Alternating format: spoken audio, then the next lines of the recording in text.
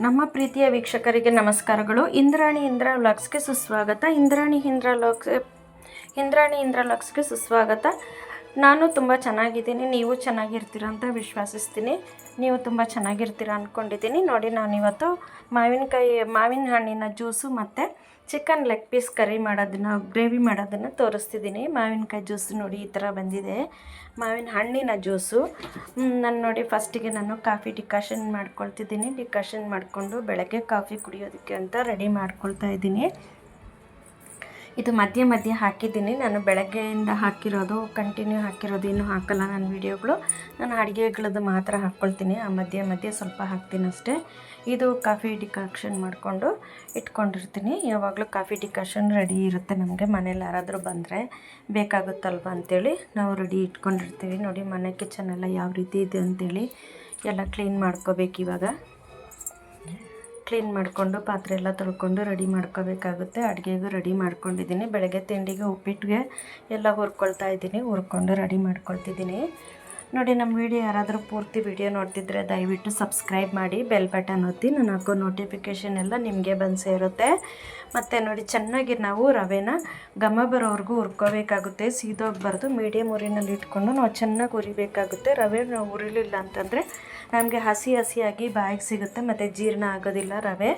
ಹಾಗಾಗಿ ನಾವು ಚೆನ್ನಾಗಿ ಹುರ್ಕೋಬೇಕಾಗುತ್ತೆ. ಹುರ್ಕೊಂಡು ಪಕ್ಕಕ್ಕೆ ಇಟ್ಕೊಂಡು ಒಂದು ಬಾಣಲಿ ತೊಗೊಂಡಿದ್ದೀನಿ. ಬಾಣಲಿಗೆ ನಾನು ಒಂದು 5 ಸ್ಪೂನಷ್ಟು ಎಣ್ಣೆ ಹಾಕ್ಕೊಂಡಿದ್ದೀನಿ. ಒಂದು 2 ಕಪ್ ರವೆ ಹಾಕ್ಕೊಂಡಿದ್ದೀನಿ ನಾನು. ನೋಡಿ, ಇದಕ್ಕೆ ಒಂದು ಸ್ವಲ್ಪ ಸಾಸಿವೆ, ಒಂದು ಸ್ವಲ್ಪ ಜೀರಿಗೆ, 1 ಸ್ಪೂನಷ್ಟು ಕಡಲೆಬೇಳೆ, ಉದ್ದಿನಬೇಳೆ ಹಾಕ್ಕೊಂಡಿದ್ದೀನಿ. ಬೇಕಿದ್ರೆ ನೀವು ಕಡಲೆ ಬೀಜ ಕೂಡ ಹಾಕ್ಕೋಬೋದು, ಚೆನ್ನಾಗಿರುತ್ತೆ. ಇದು ನಾನು ನಾರ್ಮಲ್ ಉಪ್ಪಿಟ್ಟು ಮಾಡ್ತಿದ್ದೀನಿ. ಇದಕ್ಕೆ ನೋಡಿ ಒಂದು 3 ರೆಂಬೆ ಕರಿಬೇವಿನ ಸೊಪ್ಪು ಹಾಕ್ತಾಯಿದ್ದೀನಿ. ಕರಿಬೇವಿನ ಸೊಪ್ಪು ಚೆನ್ನಾಗಿರುತ್ತೆ. ಕರಿಬೇವಿನ ಸೊಪ್ಪು ತುಂಬ ಫ್ರೈ ಮಾಡಿಬಿಡಿ. ಫ್ರೈ ಮಾಡಲಿಲ್ಲ ಅಂದರೆ ಅದರ ಸಾರ ಎಲ್ಲ ಉಪ್ಪಿಟ್ಟಲ್ಲಿ ಇಳ್ಕೊಂಡಿರುತ್ತೆ, ಟೇಸ್ಟು ಚೆನ್ನಾಗಿರುತ್ತೆ. ಹಾಗಾಗಿ ಈರುಳ್ಳಿ, ಒಂದು ದೊಡ್ಡ ಈರುಳ್ಳಿ ಹಾಕಿದ್ದೀನಿ. ಈರುಳ್ಳಿ ಜಾಸ್ತಿ ಹಾಕೋರು ಈರುಳ್ಳಿ ಜಾಸ್ತಿ ಕೂಡ ಇನ್ನೂ ಒಂದು ಈರುಳ್ಳಿ ಕೂಡ ಹಾಕ್ಕೋಬೋದಾಗುತ್ತೆ, ಸಿಹಿ ಬಂದ್ಬಿಡುತ್ತೆ ಅಂತೇಳಿ ನಾನು ಈರುಳ್ಳಿ ಸ್ವಲ್ಪ ಕಡಿಮೆನೇ ಹಾಕ್ತೀನಿ. ಕೆಲವರಿಗೆ ಈರುಳ್ಳಿ ಜಾಸ್ತಿ ಹಾಕಿದ್ರೆ ತುಂಬ ಇಷ್ಟಪಟ್ಟು ತಿಂತಾರೆ. ನಾನು ಸ್ವಲ್ಪ ಕಡಿಮೆನೇ ಹಾಕ್ಕೊಂಡಿದ್ದೀನಿ. ಈರುಳ್ಳಿನ ಕೂಡ ನಾವು ತುಂಬ ಸೀಸೋಷ್ಟು, ಕಲರ್ ಚೇಂಜ್ ಆಗೋಷ್ಟು ಹುರ್ಕೋಬಾರ್ದು, ಸ್ವಲ್ಪ ಟ್ರಾನ್ಸ್ಪರೆಂಟಾಗಿ ಹುರ್ಕೋಬೇಕಾಗುತ್ತೆ. ಯಾರಿಗೂ ಗೊತ್ತಿಲ್ಲ ಅಂತೇನಿಲ್ಲ. ನೋಡಿ, ನಾನು 1 ಕಪ್ಪಿಗೆ 3 ಕಪ್ಪಿನಷ್ಟು ನೀರು ಹಾಕ್ಕೊಂಡ್ರೆ ಅಳತೆ ಸರಿ ಹೋಗುತ್ತೆ. ಅಳತೆಲಿ ಉಯ್ಕೊಳ್ಳೋದಾದರೆ ನಾನು ಹಾಗೇ ಹಾಕ್ಕೊಳ್ತೀನಿ, ಅಳತೆ ಏನು ಮಾಡೋದಿಲ್ಲ. ನನಗೊಂದು ಅಂದಾಜಿನ ಮೇಲೆ ಹಾಕ್ಕೊಳ್ತೀನಿ, ನೀರು ಕರೆಕ್ಟಾಗಿರುತ್ತೆ. ಮತ್ತು ನಾನು ಒಂದು ಮೀಡಿಯಮ್ ಸೈಜಿನ ಟೊಮೆಟೊನ ಕಟ್ ಮಾಡಿ ಹಾಕ್ಕೊಂಡಿದ್ದೀನಿ. ನಾಟಿ ಟೊಮೆಟೊ ಹಾಕಿಲ್ಲ, ಫಾರಮ್ ಟೊಮೆಟೊ ಹಾಕಿದ್ದೀನಿ. ರುಚಿಗೆ ತಕ್ಕಷ್ಟು ಉಪ್ಪು ಕೂಡ ಹಾಕ್ಕೊಂಡಿದ್ದೀವಿ. ಮೊದಲಿಗೆ ನಾವು ಫ್ರೈ ಮಾಡುವಾಗ ಕೂಡ ಟೊಮೆಟೊ ಹಾಕ್ಬೋದು. ಟೊಮೆಟೊ ಹಾಕಿದಾಗ ನಮಗೆ ಉಪ್ಪಿಟ್ಟು ಕಲರ್ ಚೇಂಜಾಗಿ ಬರುತ್ತೆ, ವೈಟಾಗಿ ಬರೋದಿಲ್ಲ. ಹಾಗಾಗಿ ನಾನು ಟೊಮೆಟೊ ಲಾಸ್ಟಲ್ಲಿ ಹಾಕ್ಕೊಂಡಿದ್ದೀವಿ. ಟೊಮೆಟೊ ಬಾಯಿಗೆ ಹಂಗಂಗೆ ಸಿಗೋ ಥರ ಇದ್ರೂ ತುಂಬ ಚೆನ್ನಾಗಿರುತ್ತೆ, ನೋಡೋಕ್ಕೆ ಕಲರ್ಫುಲ್ಲಾಗಿ ಚೆನ್ನಾಗಿರುತ್ತೆ.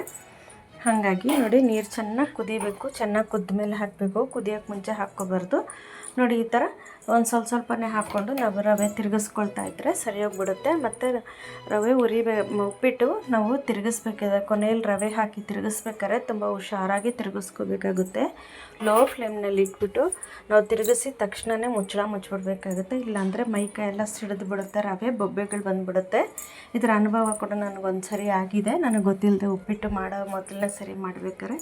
ನೋಡಿ, ತೊಳೆದಿಟ್ಟಿರೋ ಪಾತ್ರೆಗಳನ್ನೆಲ್ಲ ಜೋಡಿಸ್ಕೊಂಡ್ಬಿಡ್ತಾ ಇದ್ದೀನಿ. ಪಾತ್ರೆಗಳೆಲ್ಲ ಜೋಡಿಸಿಟ್ಕೊಂಡ್ಬಿಟ್ರೆ ನಮಗೆ ಮತ್ತೆ ತೊಳೆದು ಹಾಕೋದಕ್ಕೆ ಈಸಿ ಆಗುತ್ತೆ. ಮತ್ತು ಹಾಗೆ ತೊಳೆದು ಹಾಕ್ಕೊಂಡ್ಬಿಡ್ತಾಯಿದ್ದೀನಿ. ಅಡುಗೆ ಮಾಡ್ಕೊಳ್ತಾ ಈ ಕಡೆ ಮಧ್ಯಾಹ್ನಕ್ಕೆ ತಿಂಡಿದು ಮುಗ್ದೋಗಿತ್ತು, ಹಾಗಾಗಿ ಅಡುಗೆನೂ ಮಾಡ್ಕೊಂಬಿಡ್ತಾಯಿದ್ದೀವಿ. ಅಡುಗೆ ಮಾಡಿಕೊಂಡು ಈ ಕಡೆ ಇದು ಮಾಡ್ಕೊಳ್ಳೋಣ ಅಂತ, ಪಾತ್ರೆ ತೊಳ್ಕೊಳ್ಳೋಣ ಅಂತ ಎಲ್ಲ ಕ್ಲೀನ್ ಮಾಡಿ ತೊಳೆದಿಟ್ಕೊಂಡ್ಬಿಡ್ತಾಯಿದ್ದೀವಿ. ನೋಡಿ, ನಮ್ದು ಇನ್ನೂ ಒಂದು 3 ಚಾನಲ್ ಇದೆ. ಇದು ಬಿಟ್ಟು ಇಂದ್ರಾಣಿ ವ್ಲಾಗ್ಸ್ ಒಂದಿದೆ, ಮತ್ತು ಇಂದಿರಾ ಮನೆ ಅಡುಗೆ ಚಾನಲ್ ಒಂದಿದೆ, ಸೂಸನ್ ಇಂದಿರಾ ದೇವರ ವಾಕ್ಯಗಳು ಚಾನಲ್ ಅಂತ ಒಂದಿದೆ. ಇದು 4 ಚಾನಲ್ಗೂ ನೀವು ಸಪೋರ್ಟ್ ಮಾಡಬೇಕು ಅಂತ ಕೇಳ್ಕೊಳ್ತೀನಿ. 4ಕ್ಕೂ ಸಬ್ಸ್ಕ್ರೈಬ್ ಮಾಡಿ, ಬೆಲ್ ಬಟನ್ ಒತ್ತಿ. ಮತ್ತು ಯಾರದೇ ವಿಡಿಯೋ, ನಮ್ಮದೇ ಅಂತಲ್ಲ, ಯಾರದೇ ವಿಡಿಯೋ ನೋಡಿದ್ರು ಪೂರ್ತಿ ವಿಡಿಯೋ ನೋಡಿ ಸಪೋರ್ಟ್ ಮಾಡಿ. ನಾವು ಕಷ್ಟಪಟ್ಟು ವಿಡಿಯೋ ಮಾಡಿರ್ತೀವಲ್ವ, ಒಂದು ಆಸೆಯಿಂದ ನೀವು ನೋಡ್ತೀರ ಅನ್ನೋ ಆಸೆಯಿಂದ ಮಾಡಿರ್ತೀವಿ. ಹಾಗಾಗಿ ನೋಡಿ, ವಿಡಿಯೋನ ಕೊನೆ ತನಕ ನೋಡಿದ್ರೆ ನಿಮಗೂ ಏನಾದರೂ ಅದರಲ್ಲಿ ಕಲ್ತ್ಕೊಳ್ಳೋದು ಏನಾದರೂ ಇರುತ್ತೆ. ಕಲಿಯೋದಕ್ಕೇನು ಕೊನೆ ಇರೋದಿಲ್ಲ ನಮಗೆ. ಕೊನೆ ತನಕ ನಾವು ಕಲಿತಾನೇ ಇರ್ಬೋದಾಗುತ್ತೆ. ಒಬ್ಬರಿಂದ ಒಬ್ಬರಿಗೆ ಏನಾದರೂ ಕಲಿಯೋಂಥದ್ದು ಇದ್ದೇ ಇರುತ್ತೆ, ಕಲ್ತ್ಕೋಬೋದಲ್ವ. ನೋಡಿ, ಈ ಥರ ಎಲ್ಲ ಕ್ಲೀನ್ ಮಾಡಿಕೊಂಡು ಇಟ್ಕೊಂಡ್ಬಿಟ್ರೆ ನಮಗೆ ನೀಟಾಗಿರುತ್ತೆ. ಎಲ್ಲ ತೆಗೆದು ಒರೆಸ್ಕೊಂಡು ನೀಟಾಗಿ ಇಟ್ಕೊಂಡು ಮಾಡಿಕೊಂಡ್ರೆ ನಮಗೆ ಜಿರಳೆಗಳು ಬರ್ತವೆ, ಏನು ಬರ್ತೇನೆ ನೀಟಾಗಿರುತ್ತೆ. ಡೈಲಿ ನಾವು ತೆಗ್ದು ಹಿಂಗೆ ಒರೆಸ್ಕೊಳ್ತಾ ಇದ್ದರೆ ನೀಟಾಗಿ ಇದ್ಬಿಡುತ್ತೆ. ನೋಡಿ ಸ್ಟವ್ ಎಲ್ಲ ಒರೆಸ್ಕೊಂಡಿದ್ದೀನಿ. ಬೆಳಗ್ಗೆದೆಲ್ಲ ಒರೆಸ್ಕೊಂಡು ಮತ್ತೆ ಅಡುಗೆ ಮಾಡಿದ್ರೆ ಮತ್ತೆ ಗಲೀಜಾಗುತ್ತೆ, ಮತ್ತೆ ಇನ್ನೊಂದು ಸರಿ ಒರೆಸ್ಕೋಬೇಕಾಗುತ್ತೆ. ಚಿಮ್ನಿ ಎಲ್ಲ ಸ್ವಲ್ಪ ಗಲೀಜಿತ್ತು, ಒಂದು 2 ದಿನ ಒರೆಸಿರಲಿಲ್ಲ. ನನಗೆ ಎಟ್ಕೋದಿಲ್ಲ ಒಂದು ಸೈಡ್, ಹಂಗಾಗಿ ನಮ್ಮ ಹುಡುಗನಿಗೆ ಹೇಳ್ತಾಯಿದ್ದೀನಿ, ಅವನು ಒರೆಸ್ಕೊಡ್ತಾ ಇದ್ದಾನೆ. ನೋಡಿ ಈ ಥರ ವೀಡಿಯೋಗಳು ಮಾಡೋದಕ್ಕೆ ಈ ಥರ ಎಲ್ಲ ಕ್ಲೀನ್ ಮಾಡ್ಕೊಂಡಿದ್ದೀನಿ. ಇದು ನೋಡಿ ಕೊತ್ತಂಬರಿ ಸ್ವಲ್ಪ ಜಾಸ್ತಿ ತಂದಿದ್ದೆ, ಹಾಗಾಗಿ ಎಲ್ಲ ಕೊತ್ತಂಬರಿ ಪುದೀನಾನ ಚೆನ್ನಾಗಿ ತೊಳೆದು ಕ್ಲೀನಾಗಿ ಬಿಡಿಸಿ ಒಂದು ನೆರಳಲ್ಲಿ ಒಣಗಿಸಿ ನಾನು ಇಟ್ಟಿದ್ದೆ. ಒಣಗಿಸಿ ಅದನ್ನು ಪುಡಿ ಮಾಡಿ ಇಟ್ಕೊಂಡಿದ್ದೀನಿ. ಯಾವಾಗಲಾದರೂ ನಮಗೆ ಕೊತ್ತಂಬರಿ ಪುದೀನ ಸಿಗಲಿಲ್ಲ ಅನ್ನೋ ಟೈಮ್ಗೆ ನಾವು ಇದನ್ನು ಸ್ವಲ್ಪ ಹಾಕ್ಕೊಂಡಾಗ ನಮ್ಗೆ ಹಸಿದು ಏನಾಗ್ತೀವೋ ಅದೇ ಫ್ಲೇವರ್ ಇರುತ್ತೆ.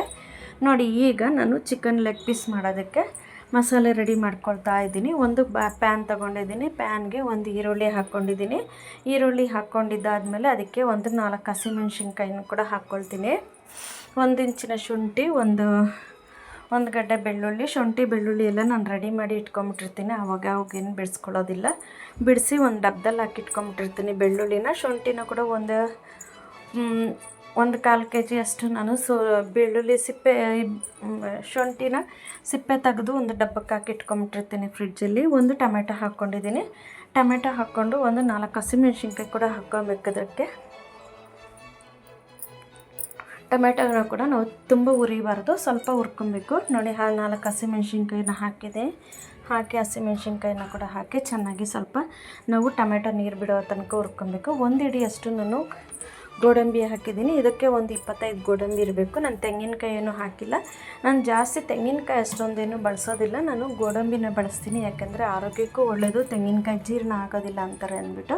ಒಂದು 1/4 ಟೀ ಸ್ಪೂನಷ್ಟು ನಾನು ಚಕ್ಕೆ ಲವಂಗ ಪುಡಿನ ಹಾಕ್ತಿದ್ದೀನಿ. ನಾನು ಗರಂ ಮಸಾಲೆ ಎಲ್ಲ ಜಾಸ್ತಿ ಯೂಸ್ ಮಾಡೋದಿಲ್ಲ, ಮನೆಯಲ್ಲೇ ಆದಷ್ಟು ಮನೆಯಲ್ಲೇ ಪೌಡ್ರ್ಗಳು ಮಾಡಿಕೊಂಡು ನಾನು ಹಾಕ್ಕೊಳ್ತೀನಿ, ಅಂಗಡಿದೇನು ತಂದು ಹಾಕೋದಿಲ್ಲ. ನೋಡಿ ಖಾರದ ಪುಡಿನ, ಅಚ್ಚ ಖಾರದ ಪುಡಿನ 1 ಟೀ ಸ್ಪೂನ್ ಅಷ್ಟು ಹಾಕ್ಕೊಂಡಿದ್ದೀನಿ. ಮೊದಲೇ ಹಸಿಮೆಣ್ಸಿನ್ಕಾಯಿ ಹಾಕಿದ್ದೀವಲ್ಲ, ಹಂಗಾಗಿ 1/4 ಟೀ ಸ್ಪೂನಷ್ಟು ನಾನು ಅರಿಶಿನ ಹಾಕಿದ್ದೀನಿ. ಚಿಕನ್ ಮಟನ್ಗೆಲ್ಲ ನಾವು ಅರಿಶಿನ ಸ್ವಲ್ಪ ಒಂದೇನೇ ಹಾಕಬೇಕಾಗುತ್ತೆ, ಸ್ವಲ್ಪ ಜಾಸ್ತಿ ಹಾಕಿದಾಗಲೇ ನಮಗೆ ಚೆನ್ನಾಗಿರುತ್ತೆ. ನೋಡಿ 1-2 ಸ್ಪೂನಷ್ಟು ಧನಿಯಾ ಪುಡಿ ಹಾಕಿದ್ದೀನಿ. ಇದಕ್ಕೆಲ್ಲ ಧನಿಯಾ ಪುಡಿ ಎಲ್ಲ ಜಾಸ್ತಿ ಹಾಕಿಲ್ಲ ನಾನು ಇದೊಂದು ವೀಡಿಯೋ ನೋಡಿನೇ ಮಾಡ್ತಿದ್ದೀನಿ ಈ ಗ್ರೇವಿನ. ನೋಡಿ ಈ ಥರ ಚಿಕನ್ ಲೆಗ್ ಪೀಸ್ ಒಂದು 6 ಪೀಸ್ ತಂದಿದ್ದು, ಅದನ್ನು ಮಧ್ಯೆ ಕಟ್ ಮಾಡಿಕೊಂಡು ಇದನ್ನು ಚೆನ್ನಾಗಿ ತೊಳ್ಕೊಂಡು ಚಿಕನ್ ತೊಳಿಬೇಕಾಗಿದ್ರೆ ಕೂಡ ನೋಡಿ ಒಂದು ಅರ್ಧ ಟೀ ಸ್ಪೂನಷ್ಟು ವಿನಿಗರ್ ಹಾಕ್ಕೊಂಡು ಒಂಚೂರು ಉಪ್ಪು ಹಾಕ್ಬಿಟ್ಟು ಒಂಚೂರು ಮಿಕ್ಸ್ ಮಾಡಿ ಒಂದು 5 ನಿಮಿಷ ಇಟ್ಬಿಡಿ. 5 ನಿಮಿಷ ಇಟ್ಬಿಟ್ಟು ನಾವು ನೀರು ಹಾಕಿ ಚೆನ್ನಾಗಿ ತೊಳೆದಾಗ ಅದರಲ್ಲಿ ಸ್ಮೆಲ್ಲು ಬರೋಲ್ಲ, ಗಲೀಜು ಇರೋದಿಲ್ಲ, ಏನಿರೋದಿಲ್ಲ, ಚೆನ್ನಾಗಿ ಕೌಚ್ ವಾಸನೆ ಕೂಡ ಬರೋದಿಲ್ಲ, ಚೆನ್ನಾಗಿರುತ್ತೆ. ಮತ್ತು ಚಿಕನ್ ಕೂಡ ಸ್ಮೂತಾಗಿರುತ್ತೆ. ಆ ಥರ ನೋಡಿ ಇವಾಗ ಮಸಾಲೆ ತಣ್ಣಗಾಗಿದೆ, ನೀರು ರುಬ್ಕೊಂಬಂದು ರುಬ್ಬಿ ಪಕ್ಕಕ್ಕೆ ಇಟ್ಟಿದೆ. ಇವಾಗ ಇನ್ನೊಂದು ಬಾಣಲಿಗೆ ನಾನು ಒಂದು 4 ಸ್ಪೂನ್ ಎಣ್ಣೆ ಹಾಕ್ಕೊಂಡಿದ್ದೀನಿ. 4 ಸ್ಪೂನ್ ಎಣ್ಣೆ ಹಾಕ್ಕೊಂಡು ಅದಕ್ಕೆ ಒಂದು ಚಿಕ್ಕದು 1 ಮೀಡಿಯಮ್ ಸೈಜಿನ ಈರುಳ್ಳಿನ ಸಣ್ಣಗೆ ಕಟ್ ಮಾಡ್ಕೊ ಹಾಕ್ಕೊಂಡಿದ್ದೀನಿ. ಒಂದು ಸ್ವಲ್ಪ ಕರಿಬೇವಿನ ಸೊಪ್ಪು ಕೂಡ ಹಾಕ್ಕೊಂಡಿದ್ದೀನಿ. ಕರಿಬೇವಿನ ಸೊಪ್ಪು ನಾನು ಎಲ್ಲದಕ್ಕೂ ಯೂಸ್ ಮಾಡ್ತೀನಿ. ಸ್ವಲ್ಪ ಆರೋಗ್ಯ ದೃಷ್ಟಿಯಿಂದ ನಾನು ಕರಿಬೇವಿನ ಸೊಪ್ಪು ಎಲ್ಲದಕ್ಕೂ ಯೂಸ್ ಮಾಡ್ತೀನಿ. ಮತ್ತು ಫುಲ್ಲು ಫ್ರೈ ಮಾಡೋದಿಲ್ಲ, ಅದರ ಸಾರು ನಮಗೆ ಇಳಿಯೋ ಥರ ಮಾಡ್ಕೊಳ್ತೀನಿ. ನೋಡಿ ಲೆಗ್ ಪೀಸ್ ಎಲ್ಲ ಇದಕ್ಕೆ ಹಾಕ್ಕೊಂಬಿಟ್ಟಿದ್ದೀನಿ. ಲೆಗ್ ಪೀಸ್ ಎಲ್ಲ ಇದಕ್ಕೆ ಹಾಕ್ಕೊಂಡು ನಾವು ತುಂಬ ಫ್ರೈ ಮಾಡ್ಕೋಬಾರ್ದು, ತುಂಬ ಇದರಲ್ಲಿರೋ ನೀರಿನಂಶ ಹೋಗೋವರೆಗೂ ನಾನು ಫ್ರೈ ಮಾಡ್ತಿಲ್ಲ. ಇದು ಸ್ವಲ್ಪ ಫ್ರೈ ಮಾಡ್ಕೊಳ್ತಾ ಇದ್ದೀನಿ, ಸ್ವಲ್ಪ ನೀರು ಬಿಡಲಿ ಅಂಥೇಳಿ. ಇವಾಗ ಲೆಡ್ ಕ್ಲೋಸ್ ಮಾಡಿ ಒಂದು 5 ನಿಮಿಷ ನಾನು ಬೇಯಿಸ್ಕೊಳ್ತಾ ಇದ್ದೀನಿ. ಬೇಯಿಸ್ಕೊಂಡು ಇದನ್ನು ಇವಾಗ ತಿರುಗಿಸ್ಕೊಳ್ತಿದ್ದೀನಿ. ನೋಡಿ ಇವಾಗ ತಿರುಗಿಸ್ಕೊಂಡು ನೋಡಿ ಇಷ್ಟು ಮಾತ್ರ ಬೇಯಿಸ್ಕೊಳ್ತಿದ್ದೀನಿ. ಇದರಲ್ಲಿರೋ ನೀರೆಲ್ಲ ಬಿಟ್ಟಿದೆ. ನೀರೆಲ್ಲ ಬಿಟ್ಟಾದಮೇಲೆ ನಾನು ಇವಾಗ ರುಬ್ಬಿರೋಂಥ ಮಸಾಲೆನ ಅದಕ್ಕೆ ಸೇರಿಸ್ಕೊಂಬಿಡ್ತಾ ಇದ್ದೀನಿ. ರುಬ್ಬಿರೋಂಥ ಮಸಾಲೆನ ಇದಕ್ಕೆ ಸೇರಿಸ್ಕೊಂಬಿಟ್ಟು ನಾವು ಚೆನ್ನಾಗಿ ತಿರುಗಿಸ್ಕೊಂಬಿಡೋಣ. ಇದೇನೇನು ನಾವು ಫ್ರೈ ಮಾಡೋ ಅವಶ್ಯಕತೆ ಇಲ್ಲ, ಎಣ್ಣೆ ಬಿಡೋವರೆಗೂ ನಾವೇನು ತಿರುಗಿಸೋ ಅವಶ್ಯಕತೆ ಇಲ್ಲ. ನಾವು ನೀರನ್ನು ಹಾಕ್ಕೊಂಡು ಎಷ್ಟು ಬೇಕೋ ಅಷ್ಟೇ ನೀರನ್ನು ನಮಗೆ ಯಾವ ಅದಕ್ಕೆ ನೀರು ಬೇಕೋ ಅದಕ್ಕೆ ಹಾಕ್ಕೊಂಡು ನಾವು ರುಚಿಗೆ ತಕ್ಕಷ್ಟು ಉಪ್ಪನ್ನು ಹಾಕ್ಕೊಂಡು ತಿರುಗಿಸ್ಬಿಟ್ಟು ನಾವು ಒಂದು 10-15 ನಿಮಿಷ ನಾವು ಬೇಯಿಸ್ಕೊಂಡ್ರೆ ಸಾಕು. ಲಿಡ್ ಕ್ಲೋಸ್ ಮಾಡಿ ಮಧ್ಯೆ ತಿರುಗಿಸ್ಕೊಂಡು ಒಂದು 15 ನಿಮಿಷ ನಾವು ಬೇಯಿಸ್ಕೊಂಡ್ರೆ ಸಾಕು. ಚಿಕನ್ ಗ್ರೇವಿ ರೆಡಿಯಾಗಿಬಿಡುತ್ತೆ. ನೋಡಿ ಇದು ಚೆನ್ನಾಗಿ ಬೆಂದ್ಬಿಡುತ್ತೆ. ಒಂದು 15 ನಿಮಿಷ ನಾವು ಲಿಡ್ ಕ್ಲೋಸ್ ಮಾಡಿ ಬೇಯಿಸ್ಕೊಳ್ಳೋಣ. ಸೆಂಟ್ರಲ್ಲಿ ತಿರುಗಿಸ್ಕೊಂಡ್ರೆ ಆಯಿತು. ನಮಗೆ ಇದಕ್ಕೆ ಏನೂ ಹಾಕೋ ಅವಶ್ಯಕತೆ ಇಲ್ಲ. ಬೇಗನೆ ಒಂದು 10-15 ನಿಮಿಷದಲ್ಲಿ ನಮಗೆ ಸಾರು ಗ್ರೇವಿ ರೆಡಿಯಾಗಿಬಿಡುತ್ತೆ. ಇದು ಮುದ್ದೆಗೆ, ಅನ್ನಕ್ಕೆ, ಚಪಾತಿಗೆ ಅಕ್ಕಿ ರೊಟ್ಟಿಗೆ ಮತ್ತು ಎಲ್ಲದಕ್ಕೂ ಚೆನ್ನಾಗಿರುತ್ತೆ, ಮತ್ತು ಪರೋಟ ಕೂಡ ಚೆನ್ನಾಗಿರುತ್ತೆ, ಪೂರಿಗೂ ಚೆನ್ನಾಗಿರುತ್ತೆ. ನೋಡಿ chicken gravy ready, chicken leg piece gravy ready ಇದೆ. ನೀವು ಮನೇಲಿ ಮಾಡಿ ನೋಡಿ ಹೇಗೆ ಅನ್ನಿಸ್ತು ಅಂತ ನಮಗೆ ಕಮೆಂಟ್ ಬಾಕ್ಸಲ್ಲಿ ತಿಳಿಸಿ. ನೋಡಿ ಇದಕ್ಕೆ ಜೊತೆಗೆ ನಾನು ಮುದ್ದೆ ಮಾಡಿದ್ದೆ, ಅನ್ನ ಮಾಡಿದ್ದೆ. ಮುದ್ದೆಗೂ ತುಂಬ ಚೆನ್ನಾಗಿತ್ತು ಗ್ರೇವಿ. ಮುದ್ದೆಗೆ ಅನ್ನಕ್ಕೂ ತುಂಬ ಚೆನ್ನಾಗಿರುತ್ತೆ. ಮತ್ತು ಯಾರಾದರೂ ನೆಂಟರು ಬಂದಾಗ ನಮಗೆ ಬೇಗ ಮಾಡಬೇಕಂದ್ರೆ ನಮಗೆ ಹೆಚ್ಚು ಮಸಾಲೆ ಹಾಕಿ ಚೆನ್ನಾಗಿರುತ್ತೆ. ನೋಡಿ ಮಾವಿನ ಹಣ್ಣು ನಾನು ಚಿಕ್ಕದಾಗಿತ್ತು, ಸ್ವಲ್ಪ ಒಂದು 4-5 ದಿನ ಇಟ್ಬಿಟ್ಟಿದ್ದೆ ಮಾವಿನ ಹಣ್ಣನ್ನ. ಅದಕ್ಕೋಸ್ಕರ ನಾನು ಮಾವಿನ ಹಣ್ಣನ್ನ ತೋರಿಸಿಲ್ಲ. ಮಾವಿನ ಹಣ್ಣೆಲ್ಲ ಸಿಪ್ಪೆ ಎಲ್ಲ ತೆಗೆದ್ಬಿಟ್ಟು ನಾನು ಅದನ್ನು ಚೆನ್ನಾಗಿ ಮಾಡ್ಕೊಂಡಿದ್ದೀನಿ. ಒಂದು 3 ಮಾವಿನ ಹಣ್ಣು ಚಿಕ್ಕದಾಗಿತ್ತು ಮಾವಿನ ಹಣ್ಣು, ಅದನ್ನು ಹಾಕ್ಕೊಂಡಿದ್ದೀನಿ. ಮತ್ತು ಮೂಸಂಬಿ 2 ಇತ್ತು, ಮೂಸಂಬಿ 2 ಹಾಕ್ಕೊಂಡಿದ್ದೀನಿ. 2 ಹಾಕ್ಕೊಂಡು ರಸ ಇಟ್ಕೊಂಡಿದ್ದೀನಿ. ಇವಾಗ ಮಾವಿನ ಹಣ್ಣನ್ನ ಇದಕ್ಕೆ ಹಾಕ್ಕೊಂಡು ಮಿಕ್ಸಿಗೆ ಹಾಕ್ಕೊಂಬಿಡ್ತಾಯಿದ್ದೀನಿ. ಮತ್ತು ಸೆಂಟ್ರಲ್ಲಿ ಸ್ವಲ್ಪ ಮಾವಿನ ಹಣ್ಣು ಬಾಯಿಗೆ ಸಿಗೋ ಥರ ಕೂಡ ಹಾಕ್ಕೊಂಡಿರ್ತೀನಿ. ನೋಡಿ ಇದಕ್ಕೆ ಮೂಸಂಬಿ 2ರಲ್ಲಿ 1 ಕಪ್ಪಷ್ಟು ಬಂತು ಮೂಸಂಬಿ ಜ್ಯೂಸು, ಅದನ್ನು ಕೂಡ ಹಾಕ್ಕೊಂಡಿದ್ದೀನಿ. ಬೇಕಾದ್ರೆ ನಿಂಬೆಹಣ್ಣು ಕೂಡ ಹಾಕ್ಕೋಬೋದು. ಇದಕ್ಕೆ ಮಾವಿನ ಹಣ್ಣು ಸ್ವೀಟ್ ಇರುತ್ತೆ, ಮೂಸಂಬಿನೂ ಸ್ವೀಟ್ ಇರುತ್ತಲ್ಲ, ಹಾಗಾಗಿ ಸ್ವಲ್ಪ ಸಕ್ಕರೆ ಹಾಕ್ಕೊಂಡಿದ್ದೀನಿ. ಒಂದು 4 ಸ್ಪೂನಷ್ಟು ಸಕ್ಕರೆ ಹಾಕ್ಕೊಂಡಿದ್ದೀನಿ. 4 ಸ್ಪೂನ್ ಸಕ್ಕರೆ ಹಾಕ್ಕೊಂಡು ಇದಕ್ಕೆ ನಾನು ಕಾಯಿಸಿ ತಣ್ಣಗೆ ಮಾಡಿ ಫ್ರಿಡ್ಜಲ್ಲಿ ಇಟ್ಟಿದ್ದೆ ಹಾಲನ್ನ. ಆ ಹಾಲನ್ನ ಹಾಕ್ಕೊಂಡು ಹಾಲನ್ನ ಸೇರಿಸ್ಕೊಂಡಿದ್ದೀನಿ. ಹಾಲನ್ನ ಸೇರಿಸ್ಕೊಂಡು ಮಿಕ್ಸಿಲಿ ಹಾಕ್ಕೊಂಡು ನಾವು ನೈಸಾಗಿ ರುಬ್ಕೊಂಬಿಡೋಣ. ನೈಸಾಗಿ ರುಬ್ಕೊಂಡು ನೋಡಿ ಇಷ್ಟಕ್ಕೆ ರುಬ್ಬಿದೆ. ನೋಡಿ ಇಷ್ಟ ಆಗಿದೆ, ನನಗೆ ಜ್ಯೂಸ್ ಇಷ್ಟ ಆಗಿದೆ. ಹಾಲಿಗೆ ಸೇರಿಸ್ಕೊಂಡಿದ್ದೀನಿ, ಇಷ್ಟ ಆಗಿದೆ. ಇದು ನಮಗೆ ದೊಡ್ಡ ಲೋಟದಲ್ಲಿ ಒಂದು 3-4 ಲೋಟ ಆಗಿದೆ. ನಾವು 4 ಜನ ಇದ್ದೀವಿ, 4 ಜನಕ್ಕೆ 4 ಲೋಟ ಮಾವಿನ ಹಣ್ಣಿನ ಜ್ಯೂಸ್ ಆಗಿದೆ. ಇದಕ್ಕೆ ನೋಡಿ ನಾನು ಕಾಮಕಸ್ತೂರಿ ಬೀಜನ ಸ್ವಲ್ಪ ಹಾಕಿದ್ದೆ ನಾನು, ಅಂದರೆ ಚಿಯಾ ಸೀಡ್ಸ್ ಅಂತಾರಲ್ಲ ಅದು. ಅದನ್ನು 1 ಸ್ಪೂನಷ್ಟು 2 ಸ್ಪೂನಷ್ಟು ನೆನೆಸಿಟ್ಟಿದ್ದೆ, ಒಂದು 10 ನಿಮಿಷ. ಅದನ್ನು ಹಾಕ್ಕೊಂಡಿದ್ದೆ. ಅದು ಕೂಡ ಆರೋಗ್ಯ ದೃಷ್ಟಿಯಲ್ಲಿ ಏನೇನಕ್ಕೆ ಒಳ್ಳೇದು ಅಂತ ನಾನು ಇನ್ನೊಂದು ಸಾರಿ ವಿವರಿಸಿ ಹೇಳ್ತೀನಿ.